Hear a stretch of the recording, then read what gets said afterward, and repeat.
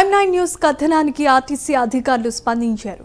ములుగు జిల్లా అబ్బాయిగూడెం గ్రామానికి చెందిన 30 మంది విద్యార్థులు సమయానికి బస్సు సౌకర్యం లేక ప్రతిరోజు సుమారు 5 కిలోమీటర్ల వరకు నడుచుకుంటూ ఆలుబాకలో ప్రభుత్వ పాఠశాలకు వెళ్లి వచ్చేవారు. విద్యార్థుల ఇబ్బందులపై ప్రైమ్ 9 న్యూస్ లో బడికి వెళ్లాలంటే నానా కష్టాలు అనే పేరుతో కథనం ప్రసారం కావడంతో భద్రాచలం ఆర్టీసీ అధికారులు స్పందించారు. విద్యార్థుల నిమిత్తం ప్రతిరోజు ఉదయం సాయంత్రం పాఠశాల సమయాలకు అనుగుణంగా బస్సు సర్వీసు ప్రారంభించారు. సమయానికి బస్సు అందుబాటులోనికి రావడంతో విద్యార్థులు ఆనందాన్ని వ్యక్తం చేస్తూ ప్రైమ్ 9 న్యూస్ ఛానల్ కు ధన్యవాదాలు తెలియజేశారు. ప్రవళిక నేను చదువుతున్న క్లాస్ 10th. మొన్న బస్సులు రావట్లేవని ఇలా వార్తలు చెప్పాము. ఇప్పుడు టైంకి వస్తున్నాయి. థ్యాంక్స్. ప్రవళిక నేను చదువుతున్న క్లాస్ 10th. మొన్న బస్సులు రావట్లేవని ఇలా వార్తలు చెప్పాము.